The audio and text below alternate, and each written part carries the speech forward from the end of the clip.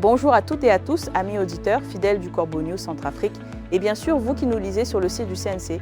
C'est Gisèle Moloma qui vous retrouve ce matin pour une chronique brûlante, une analyse qui, je peux vous le dire, va faire grincer des dents et peut-être même accélérer des fins de règne. Aujourd'hui, on se demande, le pouvoir dictatorial de Bangui est-il en train de vivre ces derniers instants? Pour en parler, j'ai le plaisir d'accueillir notre journaliste de terrain, Eric Azumi. Bonjour Eric. Bonjour Gisèle Moloma, bonjour à tout le monde. Oui, c'est une question qui est sur toutes les lèvres, Gisèle Moloma, et notre article du jour apporte des éléments pour le moins troublants. Ah, troublant, c'est un euphémisme, je crois. Le titre est déjà une bombe, Eric. Dites-nous, qu'est-ce qui se passe à Bangui? Eh bien, Gisèle Moloma, l'article commence fort. Il rappelle que depuis plus d'une décennie de gouvernance lamentable, une période marquée par une certaine passivité du peuple, le pouvoir dictatorial de Bangui est en train d'entrer dans une phase de remous politique d'une ampleur inhabituelle. Cela a des conséquences logiques sur la stabilité du pays et surtout sur l'avenir même de la démocratie centrafricaine. Une passivité qui a trop duré, on dirait. Et ces remous, Eric, ce sont des signes d'épuisement, comme on dit? Exactement. Ces différentes tensions, qu'elles soient politiques, sécuritaires ou économiques, soulèvent de très sérieuses questions.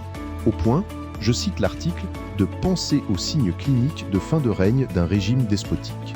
Et notre 7e République, celle qui a été littéralement imposée au peuple, qui n'est en réalité qu'un 3e mandat anticonstitutionnel, elle montre des signes de faiblesse, une fragilité incroyable. Une fragilité que personne ne peut ignorer, n'est-ce pas Eric Azumi? Un 3e mandat illégal qui s'essouffle déjà. C'est le comble du ridicule. Mais dites-moi, cette fragilité, elle vient d'où concrètement? C'est là toute l'absurdité, Gisèle Moloma. L'article détaille que ces différents indicateurs, qu'ils soient sociopolitiques, économiques ou sécuritaires, sont liés à des problèmes de trésorerie, aux coupes financières de la communauté internationale et à un désengagement des partenaires au développement.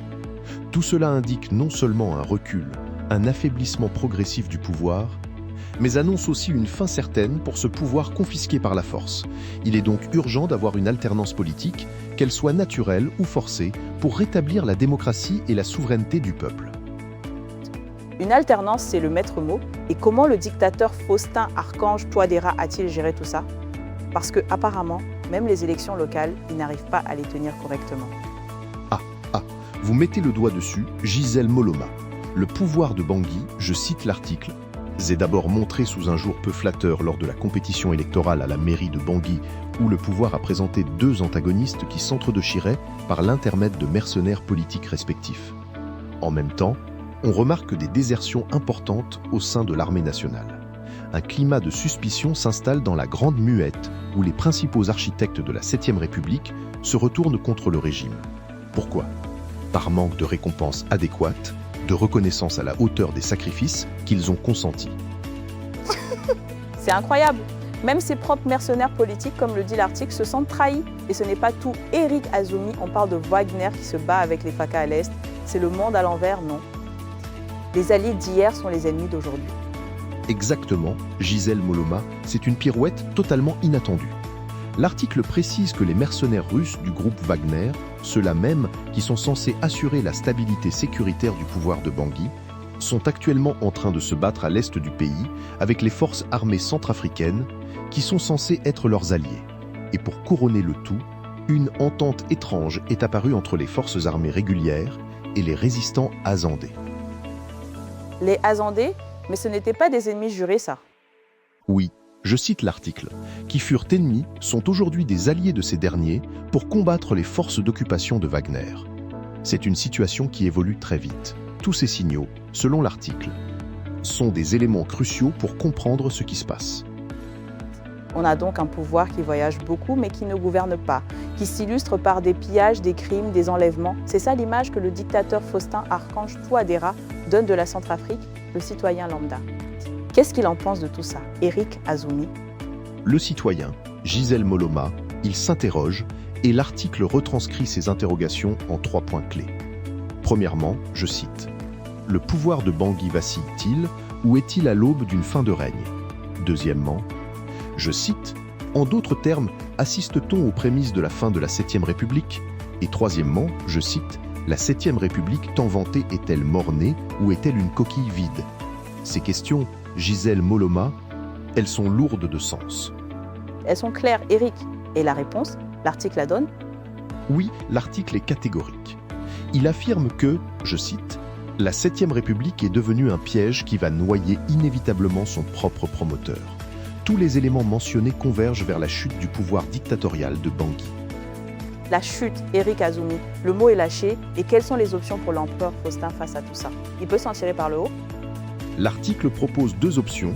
Gisèle Moloma, je cite, « soit partir du pouvoir avec gloire en démissionnant, soit quitter le pouvoir sans gloire par la force des événements eu égard à la dégradation rapide de la géopolitique sous-régionale. » Partir avec gloire, c'est une blague, non? Après avoir sacrifié des innocents, je pense à cette sous-préfète et aux autres personnes en captivité, sacrifiées par le pouvoir de Bangui entre les mains des résistants azandais qui, eux, ne réclament que leur dû dans la République. C'est une honte. C'est une tragédie, Gisèle Moloma, et l'article le souligne avec force. Et il y a autre chose, Gisèle Moloma qui est mise en lumière. Je cite, « Ce qui est fabuleux dans le mensonge érigé en mode de gouvernance de la 7e République, c'est que le dictateur Faustin Archange Touadéra et son gouvernement peuvent mentir à tout un peuple sauf à eux-mêmes. » Mentir à tout un peuple? C'est ça la gouvernance à Bangui? Et il refuse d'expliquer au peuple les affrontements à l'Est ou encore ce fameux contrat avec les États-Unis pour recevoir des migrants expulsés. C'est ça la transparence? C'est l'omerta, Gisèle Moloma, et l'article conclut par un avertissement direct aux promoteurs de ce système.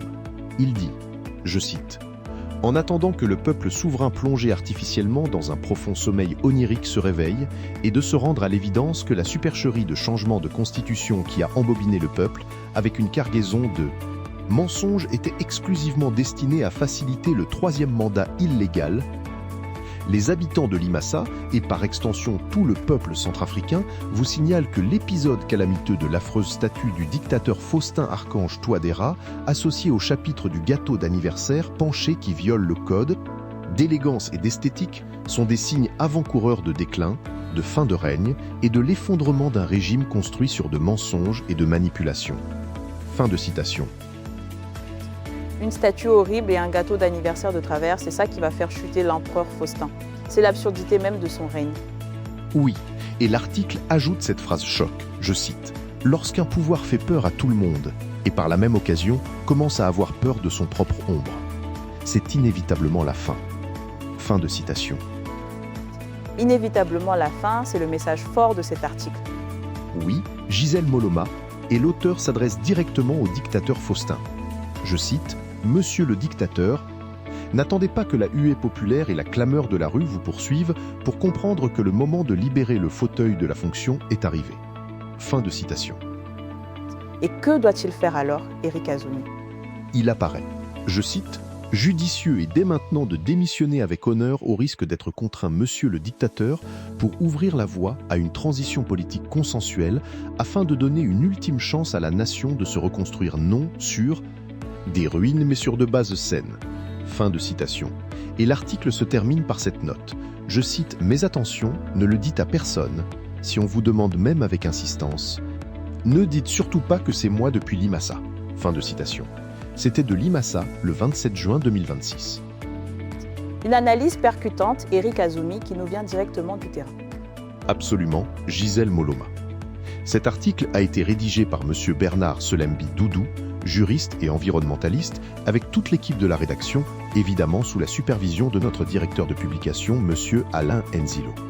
Et pour toutes vos informations, vos témoignages, n'hésitez pas à contacter Corbeau News Centrafrique. Le numéro de téléphone et WhatsApp est le +236 75 72 18 21 ou le 70 16 44 65. Merci de votre écoute. À bientôt. Merci Eric Azumi pour cette chronique essentielle. À très vite sur nos ondes et sur le site du CNC.